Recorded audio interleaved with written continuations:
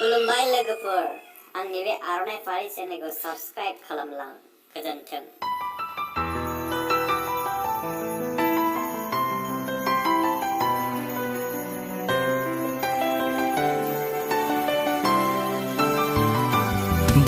बावगोमायो आं गावखौनो नोंखौ सेराव मोनोबोला गबलाङो आं नोंनि अननायाव नोंखौल' अराय हास्थायोसै आं फागुननि जावलिया बारा बिलिरलांब्ला नोंखौसो नंसै आङो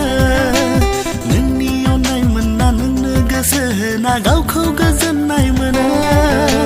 फागुननि जावलिया बारा बिलिरलांब्ला नोंखौसो नंसै आङो नोंनि अननाय मोनना नोंनो गोसो होना गावखौ गोजोननाय मोनो